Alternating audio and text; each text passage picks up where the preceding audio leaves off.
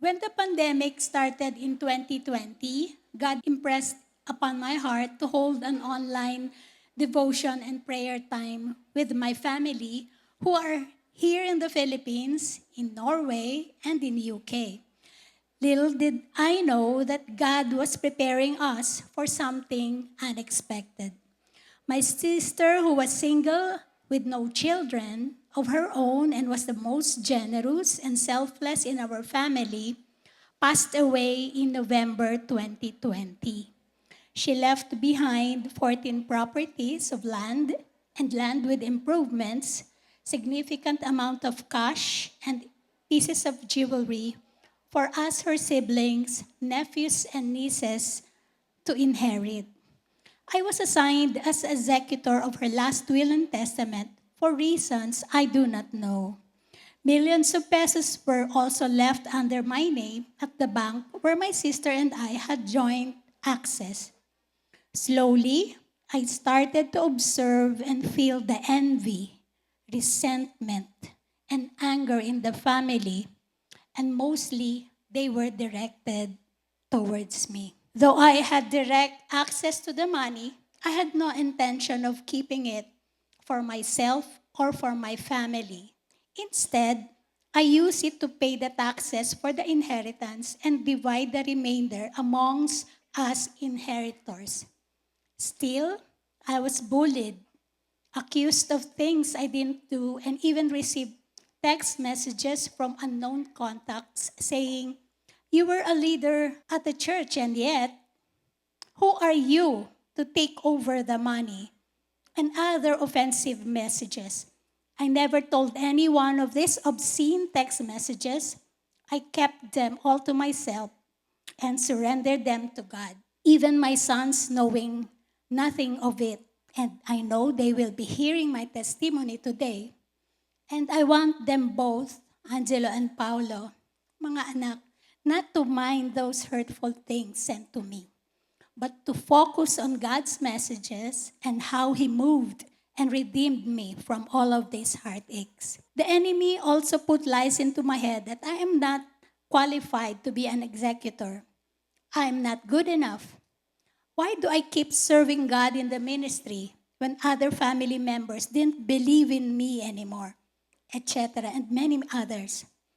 Back in 2018, a close female family member entrusted me both her peso and US dollars investment through a joint account with her, the amount of which I can never imagine to be put under my name. Come year 2021, with all what was happening in the family regarding the inheritance, the family members who thought ill of me speculated that I might be embezzling the money that the female relative had entrusted to my care as well.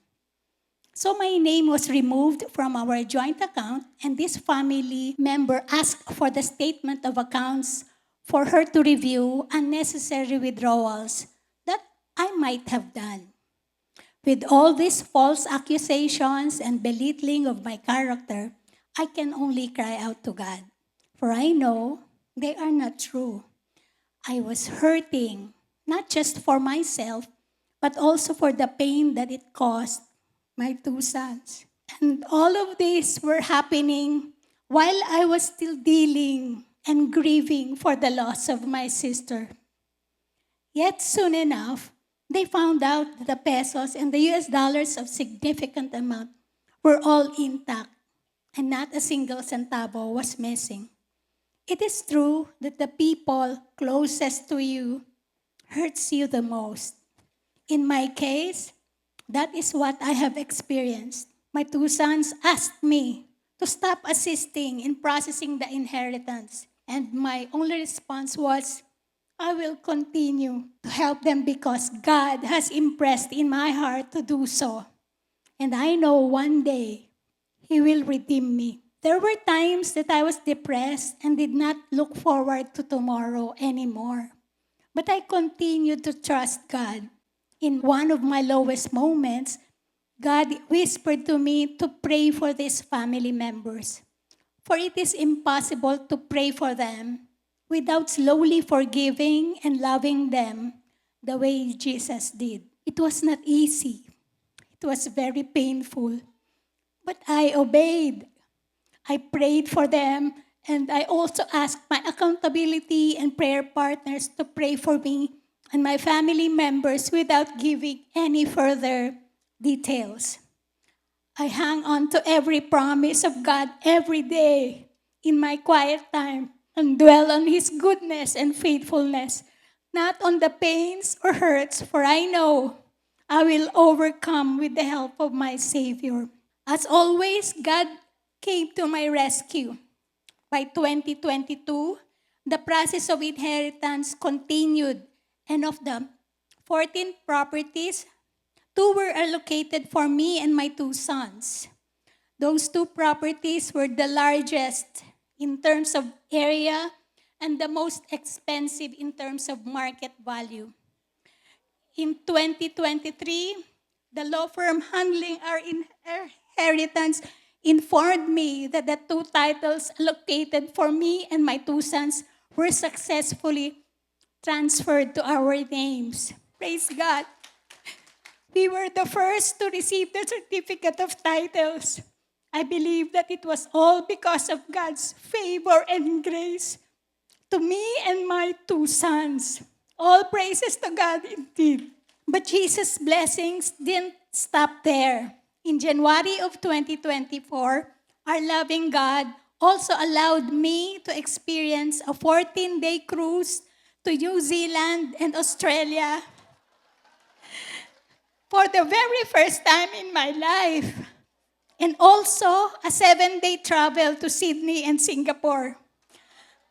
Total of 21 days, all expenses paid with pocket money included. Our Lord gave me rest, fun, and enjoyment during the trips.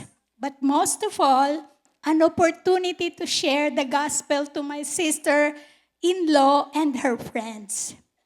But the highlight of my 2024 was when God gave me the opportunity to serve in a different capacity at Women to Women when I became part of the WOW Core team.